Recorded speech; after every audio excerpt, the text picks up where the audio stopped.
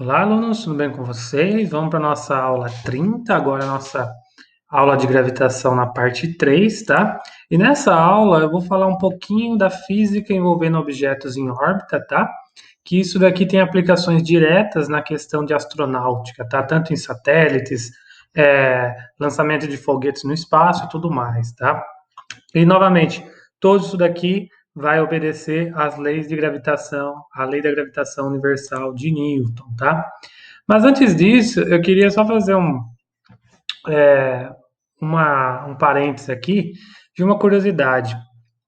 Uma questão que está ficando muito em voga, né, nessa questão aeroespacial é o lixo espacial.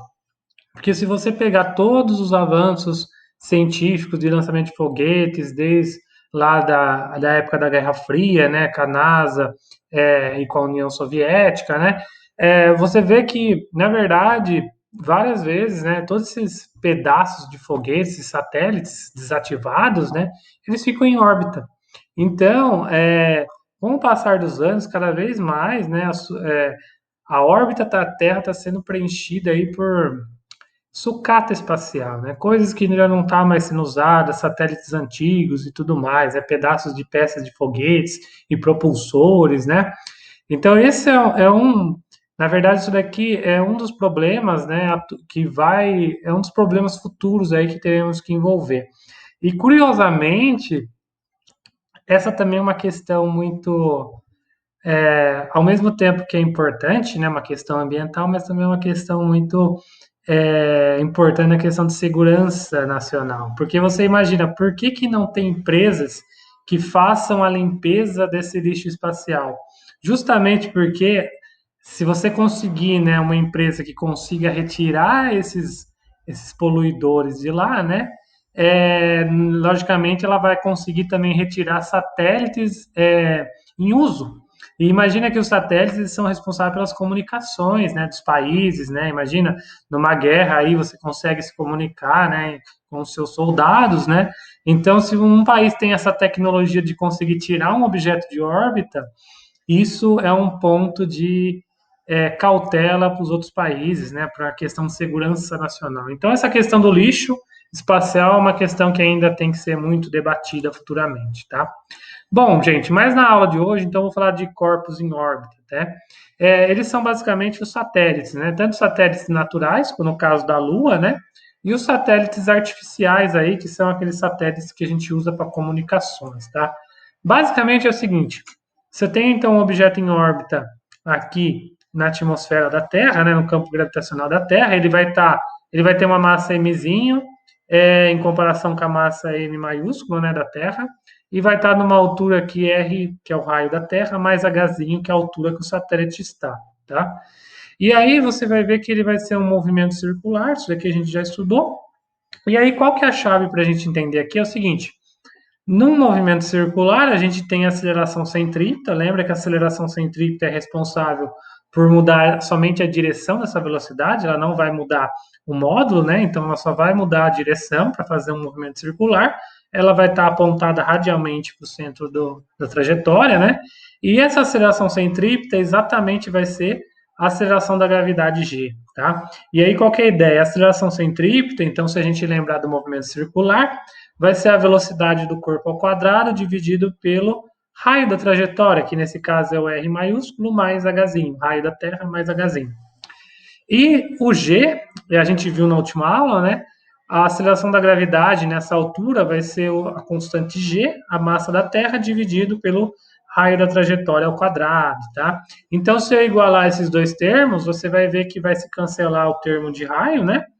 E aí, se eu expressar isso em termos de velocidade, eu vou encontrar que para corpos em órbita, né, a velocidade orbital vai ser a raiz da constante universal g vezes a massa do planeta dividido pelo raio de sua trajetória, que no caso é o raio da Terra mais a altura que ele vai estar. E o importante aqui é essa velocidade orbital não depende da massa do satélite, né? Ou seja, pode ser qualquer tipo de corpo massivo, né? A única coisa que você precisa para alterar a velocidade orbital do objeto é simplesmente alterar a altura. Então, se você quiser aumentar ou diminuir a velocidade orbital de um satélite, você só muda a órbita dele, não importa a massa dele, tá bom? Isso daqui é um dos primeiros resultados interessantes, né? Quando você considera, então, movimentos em órbita em torno de um corpo, tá? Ou seja, a velocidade orbital não depende da massa do satélite. Segundo ponto importante, né, com essa mesma igualdade. E se eu exprimir agora a aceleração centrípeta em termos é, do período, né, ou primeiramente da velocidade angular? A gente viu então que a velocidade angular é a taxa de variação do ângulo, né, no tempo. Então isso daqui vai ser essa velocidade linear vai ser a velocidade angular vezes o raio da trajetória, tá? Isso tudo vai estar ao quadrado, então eu vou poder exprimir a aceleração centrípeta em termos da velocidade angular ao quadrado, né? Vezes o raio da trajetória. Veja aqui que não vai ter mais o quadrado, porque vai se cancelar com esse termo aqui de baixo, tá? Só que eu quero fazer uma coisa a mais aqui. Eu quero exprimir isso aqui em termos do período, porque eu quero saber o período de translação, né, de rotação, na verdade, desse objeto na órbita. Essa velocidade angular, né, quando ela vai dar uma velocidade completa, ela vai fazer 2π radianos, né, uma volta completa, dividido pelo período, né, que é o tempo necessário para ela dar uma volta completa. Então, eu vou conseguir exprimir a aceleração centrípeta em termos de 4π ao quadrado dividido pelo período ao quadrado. Tá? Então, agora eu estou exprimindo a aceleração centrípeta em termos de período. E aí, quando eu igualo, então, com a aceleração da gravidade G, eu vou ter essas duas relações, né? E aí, eu vou ter uma coisa bem engraçada aqui, que aí eu vou rearranjar isso aqui. Então, eu vou escrever aqui o período ao quadrado dividido pelo esse raio da trajetória ao cubo é uma constante. E isso daqui nada mais, nada menos que é a terceira lei de Kepler que a gente viu na aula passada. Ou seja, a terceira lei de Kepler, que o Kepler ele fez isso empírico, né? Você consegue atingir ela considerando as leis de Newton, tá? E aí você vê que aquela constante gravitacional, aquela constante C que aparecia na lei de Kepler, na verdade ele é 4π vezes a constante G e a massa do planeta. E se vocês lembrarem da última aula, eu mostrei que o período de um planeta depende da massa desse planeta, né? Então, na verdade, aqui a gente tem uma relação, veja que depende mesmo da massa, né, do objeto que está sendo orbitado por um corpo, tá? E outra coisa interessante disso daqui é dessa forma que a gente constrói, então, satélites geoestacionários, porque esses satélites são aqueles que têm uma velocidade angular de rotação, né, um período igual ao período da Terra, ou seja, esses tipos de satélites são usados para transferência de informações ou de radiodifusão, né? Porque justamente, imagina, um satélite brasileiro, ele vai ficar sempre junto, viajando, né, rotacionando junto com o Brasil. Então ele vai ficar sempre estático, né, em relação ao Brasil e com isso você pode usar para comunicações. Imagina então um satélite viajando mais rápido, né, com velocidade angular maior do que a velocidade de rotação da Terra. Então ele às vezes ele nunca vai ficar alinhado com o Brasil, por exemplo, com o país. Então o satélite geoestacionário é aquele que tem um período de rotação igual ao período de rotação da Terra e com isso ele vai ficar sempre mirando, né, para um determinado país e aí você pode usar para telecomunicações, tá certo? Então, esse balanço, né, é feito justamente usando os princípios de mecânica newtoniana, né? Agora, um outro ponto importante aqui vamos agora olhar nas considerações de energia, tá? A energia cinética desse satélite em órbita vai ser mv ao quadrado sobre 2, e esse v é a velocidade orbital, que a gente já encontrou, então eu vou exprimir ela em termos da velocidade orbital, que vai ser gm sobre o raio da trajetória, né? Rearranjando isso daqui, eu vou ter então essa expressão, que vai depender do g, da massa do satélite, da massa maiúscula, que é a massa do planeta Terra, dividido pelo raio da trajetória, né? A energia potencial é uma energia atrativa, né? E vai ser mgh, tá? Na verdade, assim, essa energia potencial, ela também vai vir da lei da gravitação newtoniana, né? E a gente vai conseguir exprimir ela dessa forma, né? G, M maiúsculo, dividido pelo raio da trajetória, tá? E aí é o seguinte, a energia mecânica, né? Lembra que a energia mecânica é a soma da cinética mais a potencial. Se eu somar esses dois, Veja aqui que esse termo é negativo, esse é positivo. Então, eu vou ter que a energia mecânica, né, ela vai ser dessa forma. Gm, o módulo da energia mecânica, né, vai ser G, Mzinho, Mzão, dividido por 2, raio da trajetória. Ou seja, a energia mecânica do satélite, ela é constante. Ou seja, é por isso que ele vai ficar orbitando, tá? E aí, ó, com a dissipação, a gente não está considerando a dissipação de energia, né? Por meio de atrito com a atmosfera e tudo mais, mas sem a dissipação de energia, praticamente o planeta vai ficar orbitando ad eterno, né? O satélite, né, em torno do planeta, tá certo? Por conta que a energia mecânica dele vai se conservar, tá bom? E aí temos outra consideração, né? Que vai vir justamente dessa relação da velocidade orbital, né? Primeiro é a definição de satélite rasante. Existem satélites que eles ficam numa altura relativamente baixa, né? Ele não vai ir além da atmosfera, né? Do campo gravitacional da Terra.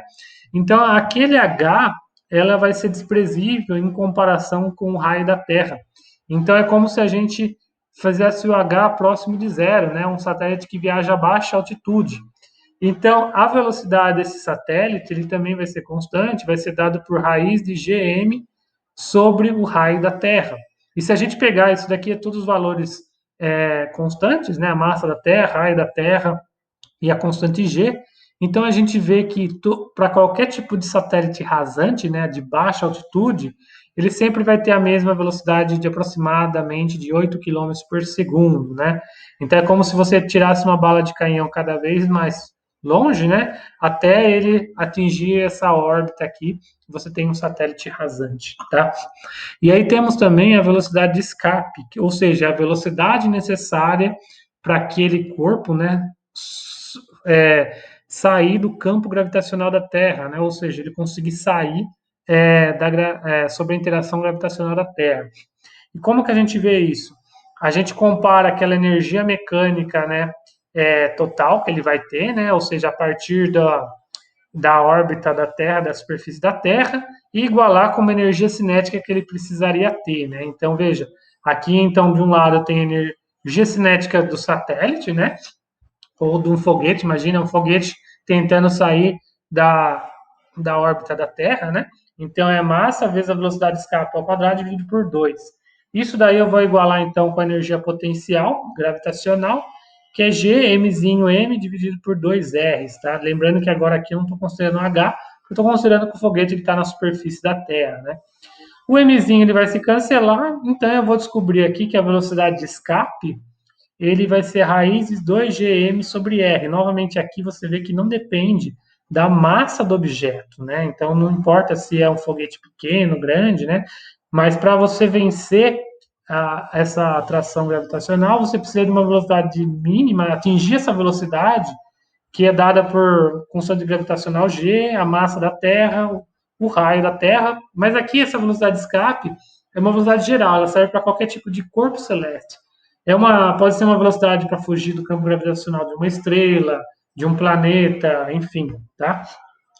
Mas veja que ele é diferente da velocidade rasante. A velocidade rasante, né? Ela é diferente da velocidade de escape por um termo aqui de raiz de 2, tá? E se nós fizermos a conta para o planeta Terra, a gente encontra que a velocidade de escape da Terra é 11,3 quilômetros por segundo, ou 11.300 metros por segundo, né? Então, aqueles foguetes, né, que vão lançar um satélite fora da órbita da Terra, precisa ter uma velocidade, atingir essa velocidade para conseguir escapar. Senão eles não vão conseguir escapar e vão ficar orbitando em torno da órbita da Terra. Tá bom? Mas veja que se fizermos essa conta para diferentes planetas do sistema solar, né, a gente vê, por exemplo, que de alguns planetas menos massivos, né, é muito fácil você fugir. Veja, da Terra é aproximadamente 11, mas de Mercúrio é 4 quilômetros por segundo. É fácil você sair dessa órbita, né? Mas veja para Júpiter. Júpiter, 60,5 quilômetros por segundo. É muito difícil você fugir da órbita de Júpiter, tá? E então você vê que cada vez com maior massa do planeta, né, mais difícil é você fugir da interação gravitacional dele, né? E a partir disso, né, que surge os primeiros pensamentos sobre buracos negros. Na verdade, as ideias de buracos negros, né, surgem antes de Einstein, né? Esse pesquisador alemão, o Schwarzschild, ele começou a pensar o seguinte: como seria um objeto ou que teria no universo, né, que ele teria uma massa tão grande que nem a luz conseguiria escapar, tá? Ou seja, que a velocidade de escape fosse igual à da luz. E aí o nome buraco negro ele vem justamente por causa disso, né? Porque como nem a luz escapa da interação gravitacional dele, ele seria visto como um grande escuro, né? Porque a luz não sai dele, tá? Então vem aí alguma coisa negra, né? E aí é o seguinte, ficou muito famoso esse raio de Schwarzschild, que também foi usado aqui na teoria da relatividade geral de Einstein, né? Ou seja, é o raio mínimo para você concentrar uma quantidade de massa, né? Para você fazer a velocidade de escape ser pelo menos igual à velocidade da luz, né? Então aqui a gente tem a velocidade de escape, aí nós temos a massa de qualquer corpo celeste, né? E aqui é o raio que a gente precisa ter, concentrar essa matéria para você ter a velocidade de escape igual à velocidade da luz. E a velocidade da luz é 300 mil, né? É, é um valor muito grande, né? E aí, se você fizer a conta, expressar isso em termos de raio, você vê que o raio de Schwarzschild ele é igual a 2 vezes g, a massa do objeto, né? Pode ser o planeta, uma estrela, uma galáxia, né? Dividido pelo czinho ao quadrado, né? E aí, veja que interessante, né? Aqui você não considera para uma determinada massa onde você precisa concentrar toda essa massa para você transformar um buraco negro, criar um buraco negro. Veja que engraçado, né? Se eu fizer isso para a Terra, colocar a massa da Terra, eu precisaria concentrar toda a massa da Terra em torno de 9 milímetros. 9 milímetros, gente, é menor que 1 centímetro, né? Muito menor, né, por exemplo, do que o seu polegar. Imagine você colocar toda a massa da Terra, né, numa distância menor que o seu polegar. E se você conseguisse fazer isso, você iria criar um buraco negro. A Terra iria virar um buraco negro, tá? Mas é bem legal, né? Esse tema de buracos negros é bem interessante, né? Mas essa ideia de raio de Schwarzschild, é interessante que ela vem justamente nessas concepções da física newtoniana, tá bom? E aí aqui eu separei um exemplo, né? Para a gente entender um pouco. Então eu tenho o planeta Marte, ele tem essa massa, tá? E esse raio. Os dois já estão no sistema internacional, aqui em quilogramas, aqui em metros, tá? Eu tenho a constante G, gravitacional, né? Primeiro, eu quero saber a velocidade de escape desse planeta. Qual que é a velocidade que eu preciso ter para escapar da interação gravitacional desse planeta? Depois eu quero saber a velocidade orbital e o período de um satélite artificial, um satélite rasante, tá? Então, primeiro, a velocidade de escape eu tenho que calcular como raiz de 2gm sobre r, né? Colocando os valores, né, do planeta Marte. Lembrando que, veja, aqui é uma conta com vários expoentes, né? Você faz primeiro na calculadora os números, ou seja, 2 vezes 6,67 vezes 6,46 dividido por 3,37, e o resultado, né, você faz multiplicado pelas potências. E aí você vai somar as potências que estão multiplicando e subtrair dessa potência que está dividindo. Fazendo depois a raiz, você encontra aproximadamente, para você, a velocidade de escape de Marte, né? É 5,05 km por segundo, aproximadamente. Tá? É uma velocidade alta, que é uma coisa natural aqui acontece na astronomia. Agora, a velocidade orbital de um satélite rasante. A velocidade orbital, né? Ela não entra o fator 2 aqui, então você encontra uma velocidade orbital de aproximadamente 3,57 km por segundo, fazendo uma conta semelhante, né? E para calcular o período, pensa, o período é o tempo necessário, né, para o satélite fazer uma volta completa. E uma volta completa é o perímetro de uma circunferência, né? O perímetro de uma circunferência é 2πr, que é o raio do planeta Marte, né, dividido pela velocidade orbital. Fazendo essa conta, então eu vou encontrar que o período, né, para esse satélite rasante fazer isso aí, é aproximadamente 5,93 vezes 10 a 3 segundos, tá bom? Então veja, quando você vai lidar com esses contas, né, envolvendo conceitos de astronomia, é inevitável você cair com números muito grandes, tá? E fatalmente você vai ter que trabalhar com potências na base 10, tá bom? Pessoal, então é isso, tá? Com isso nós terminamos essa terceira parte de gravitação. Espero que tenham gostado, tá? É um ponto bem interessante, é o ponto alto aqui da parte de mecânica, né? Onde a gente une a mecânica terrestre com a mecânica celeste, tá bom? Espero que tenham gostado. Muito obrigado e até a próxima.